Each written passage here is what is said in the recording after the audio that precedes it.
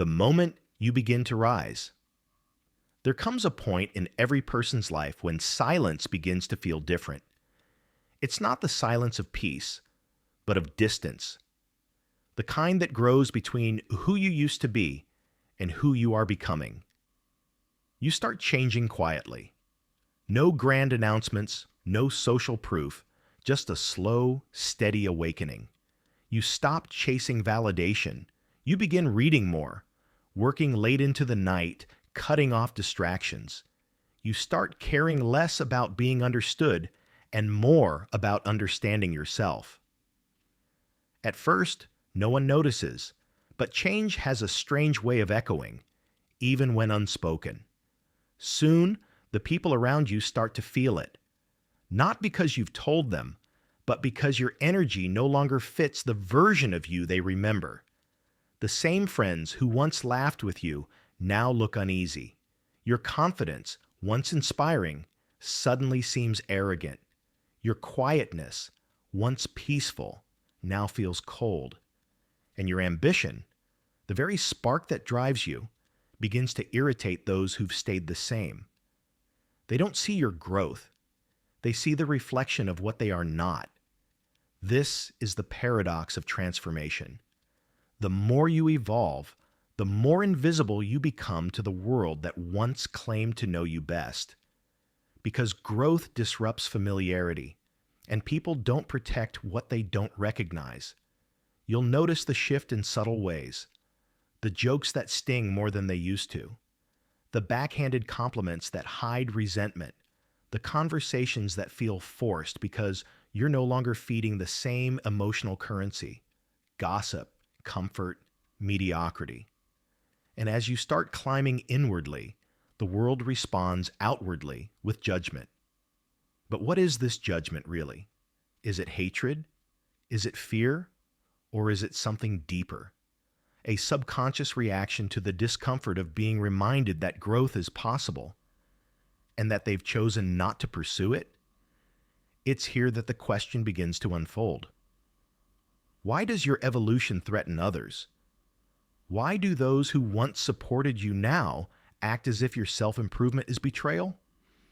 Maybe it's because growth breaks the unspoken social contract, the mutual agreement of sameness that keeps people comfortable. When you rise, you disturb that comfort. You remind them that time is passing, and that potential ignored eventually turns into resentment. But this story isn't just about friends or family. It's about something older, something embedded deep in human nature, the psychology of status, envy, and belonging.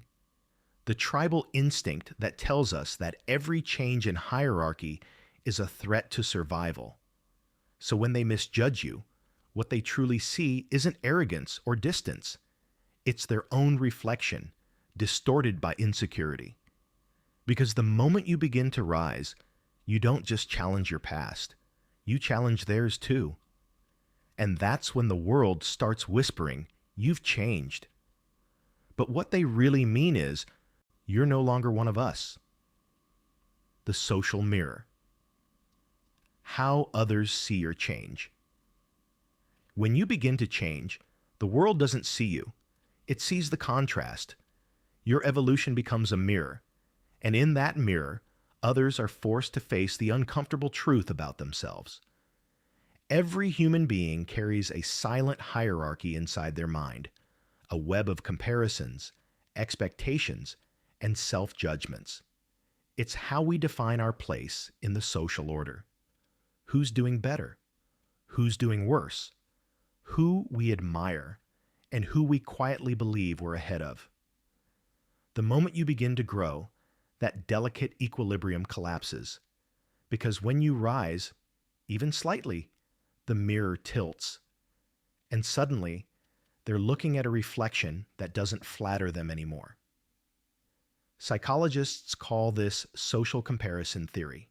We constantly measure ourselves against others, not because we want to, but because it helps us gauge our worth. We crave psychological symmetry, the feeling that we're doing okay.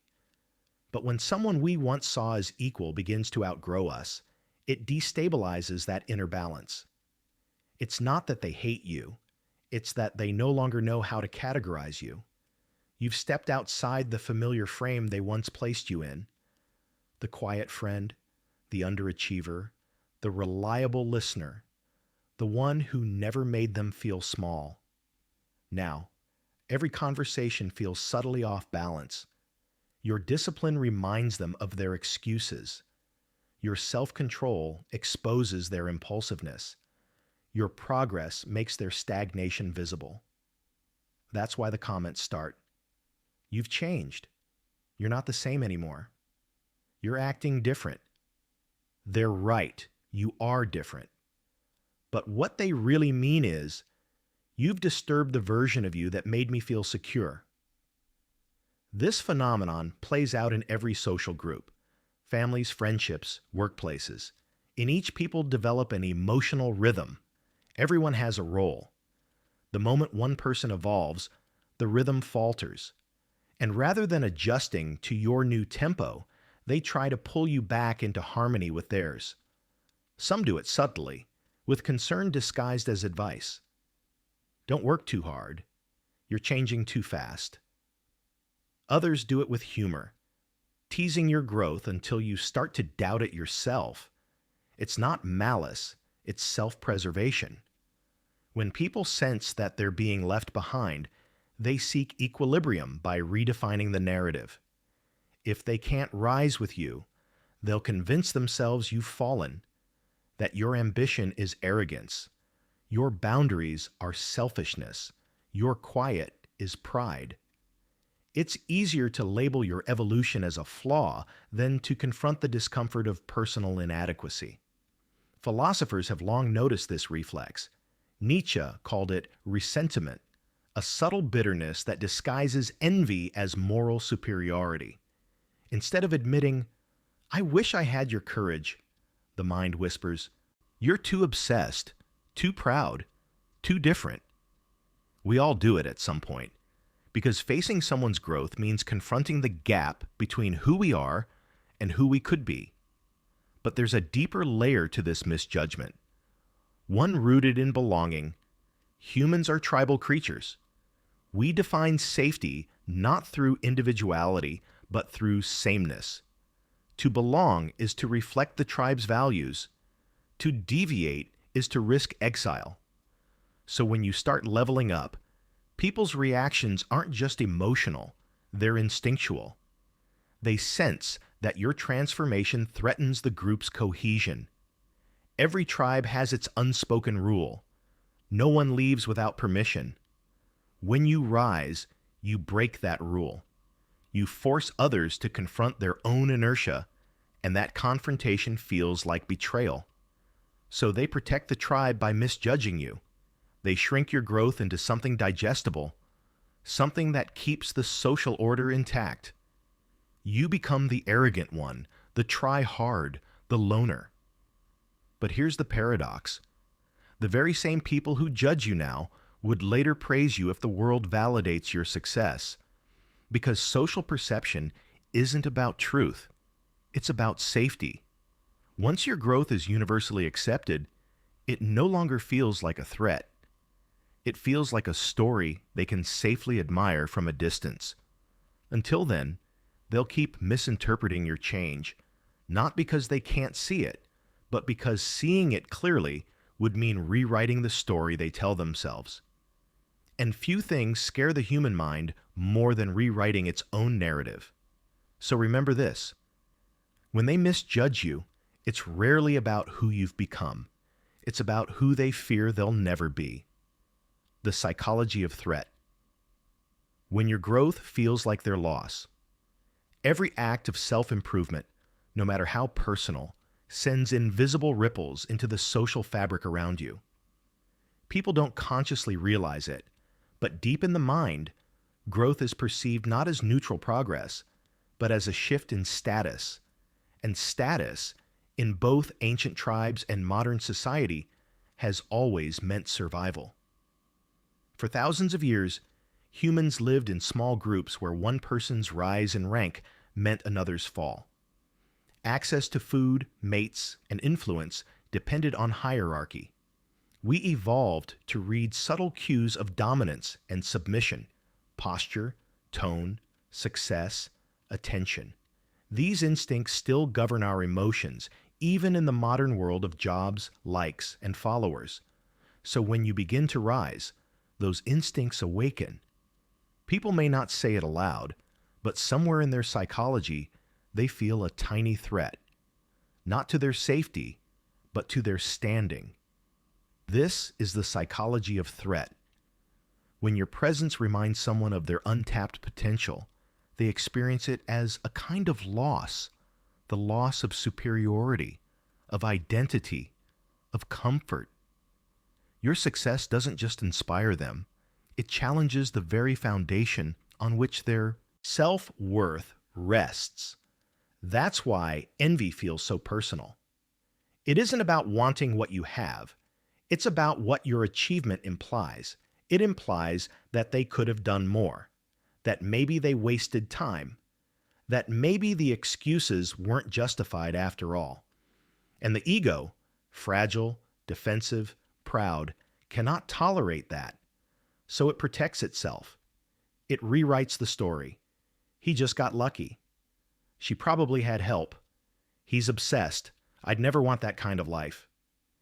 Each of these judgments serves a purpose, to reduce the psychological threat you represent.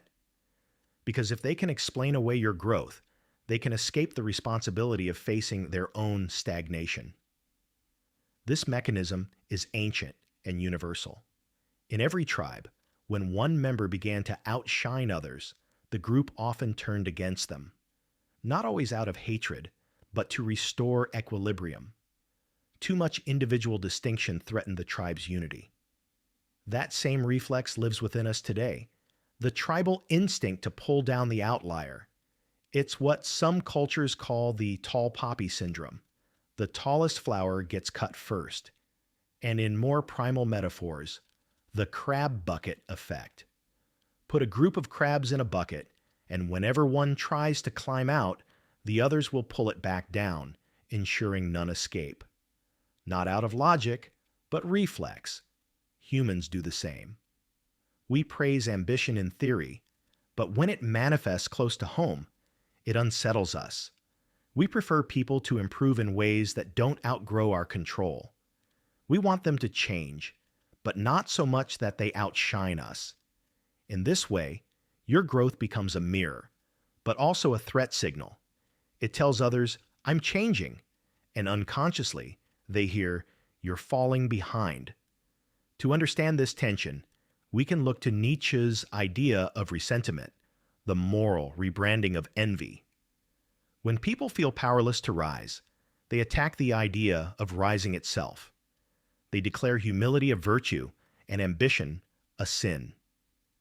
They glorify conformity and call it loyalty.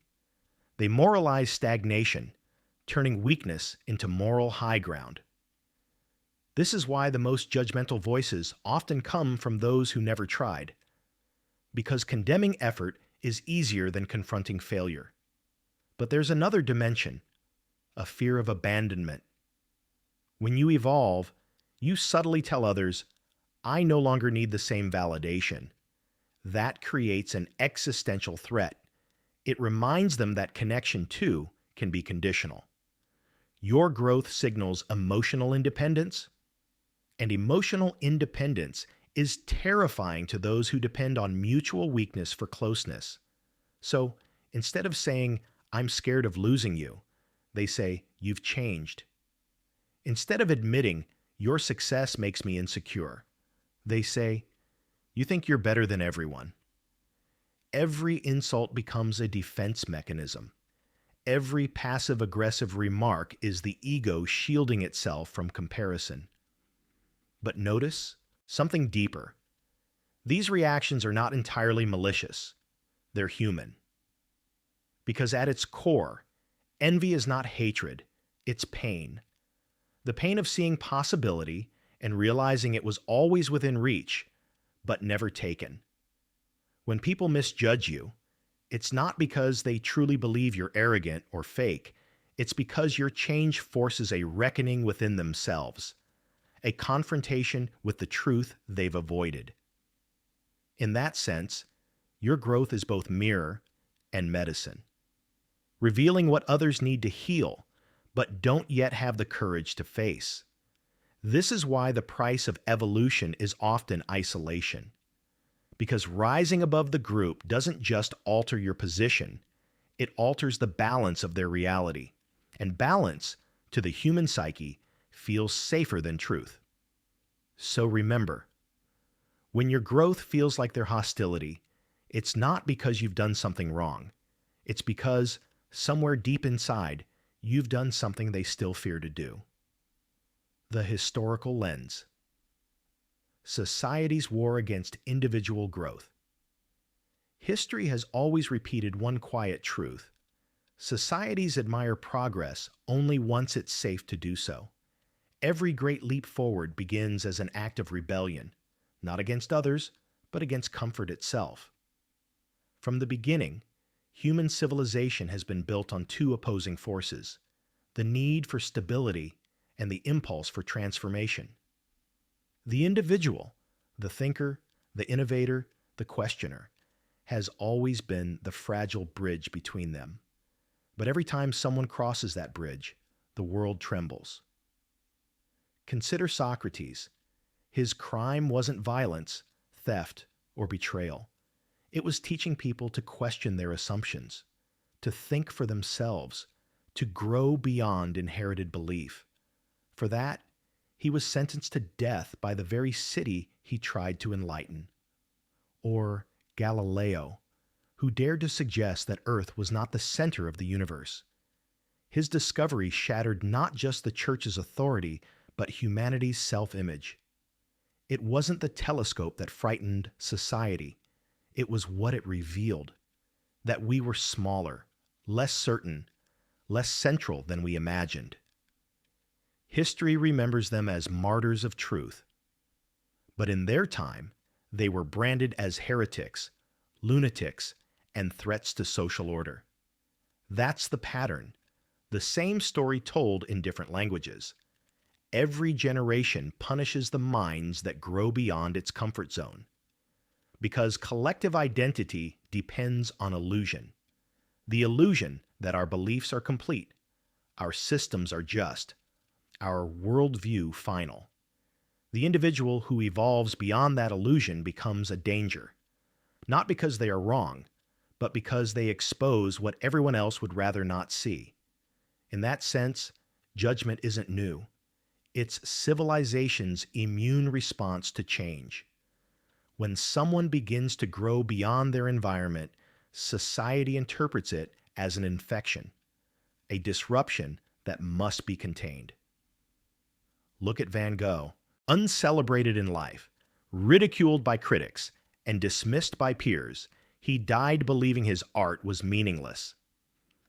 Today, the same world that ignored him now worships his genius. The pattern never fails. The world crucifies its prophets, then builds museums in their honor. Tesla, Copernicus, Joan of Arc, Hypatia. The names change, but the narrative is eternal.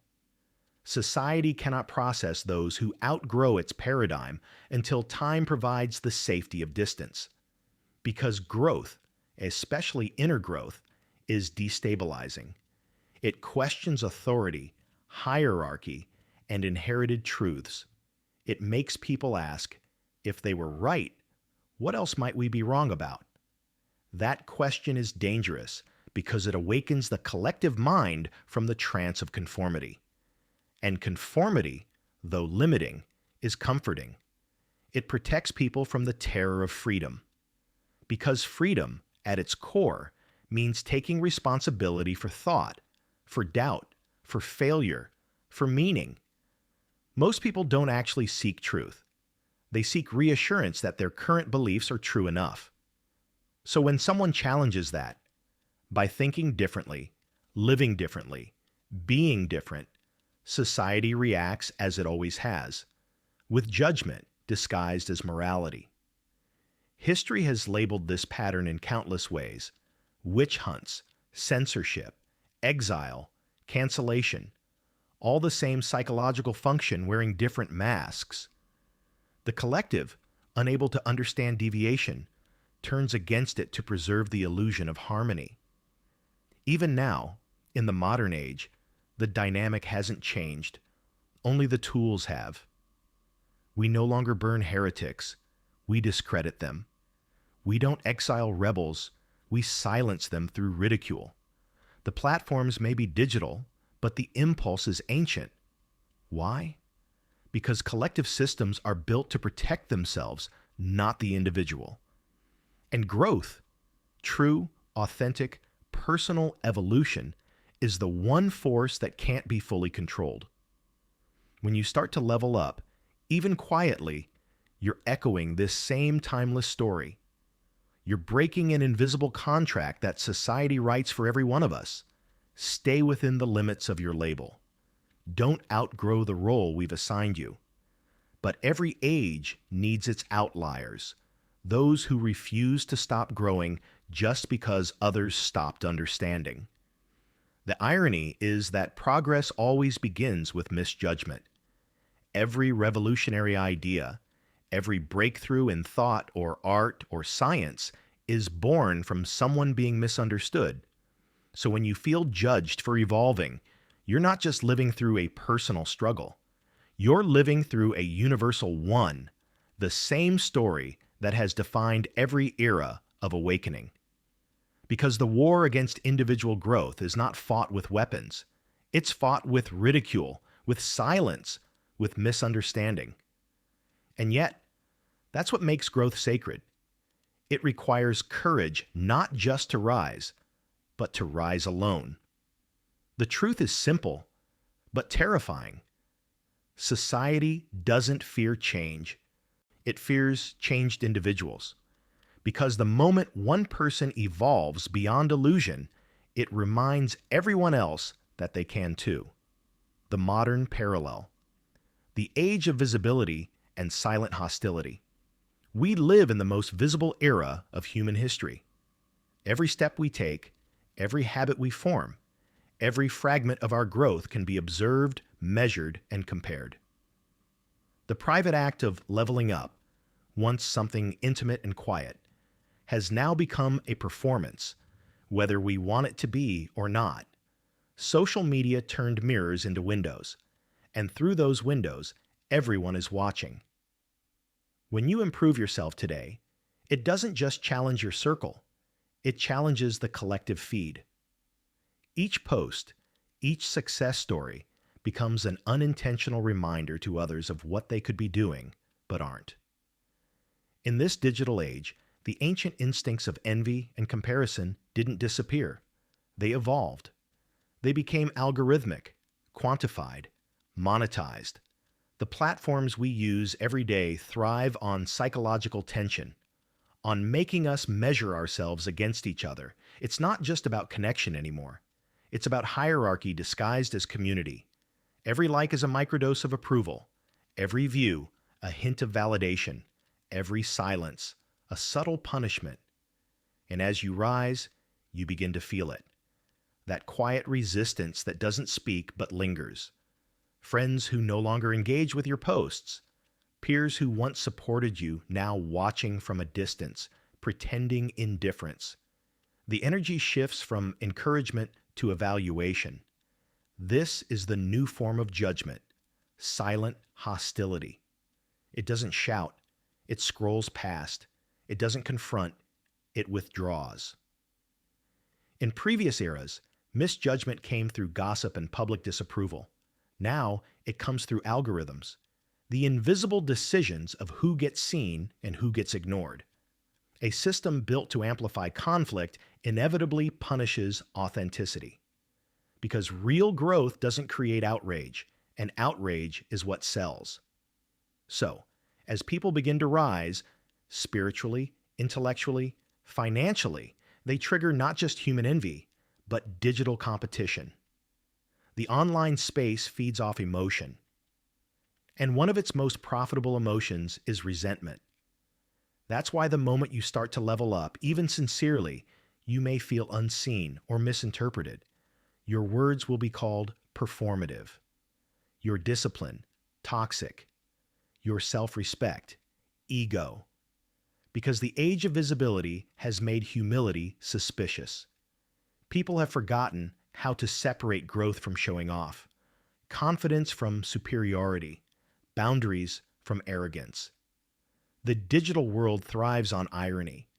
It's safer to mock sincerity than to attempt it. And so, those who genuinely evolve become alien to a culture built on performance. Yet, beneath this noise, the same ancient psychology operates. When people see someone rise online, they instinctively compare their unseen lives to that person's highlight reel.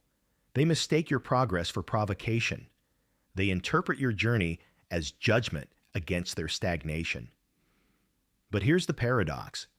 The same world that mocks your growth today will celebrate it tomorrow, once it's validated by numbers, by fame, by status. Success, once undeniable, is no longer a threat. It becomes a spectacle. That's how modern society disguises its envy as admiration. It doesn't stop resenting you. It simply monetizes your success. And yet, within this digital distortion, there's still a quiet truth. Authentic growth will always carry misunderstanding because it cannot be algorithmically explained. It doesn't trend. It doesn't beg for approval. It simply is. So in this age of endless visibility, remember, your journey is not content. It's transformation. And if people misjudge it, that's only proof that you're no longer playing the same game. The modern world has made judgment louder, but it has also made self-awareness more essential. Because the only way to survive in a culture of constant observation is to stop performing and start existing beyond the need to be seen. Growth in this era is not about rising above others. It's about learning how to rise unseen and stay free even when everyone's watching. The resolution, becoming unjudgeable. There comes a moment when you stop defending your growth, not out of pride, but peace. When you no longer need to prove that your change is genuine or pure or right. Because growth at its core is not a debate. It's a becoming. All along, you may have believed that being misunderstood was a sign of failure, a symptom that you've lost connection. But in truth, it's a milestone. Misjudgment is the shadow of transformation. It means you've reached the point where your evolution can no longer be translated in the language of your past. You begin to realize that not everyone is meant to understand the version of you that exists beyond their own reflection. And that's not cruelty. That's nature. People are drawn to mirrors, not windows. They want to see themselves, not what's possible beyond them. So you stop explaining.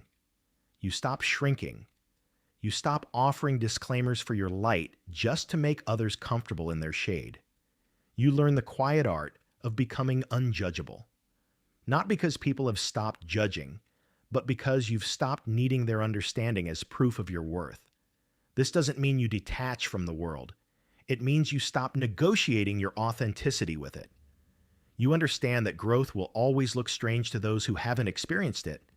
That discipline will look like obsession, boundaries like arrogance, peace like detachment. And that's okay. Because your evolution isn't a public event. It's a private covenant between you and the person you were yesterday. When you start to see misjudgment not as rejection, but as confirmation, everything changes. It means your energy no longer fits the confines of who you used to be. It means you've shifted frequencies, and not everyone is meant to tune in.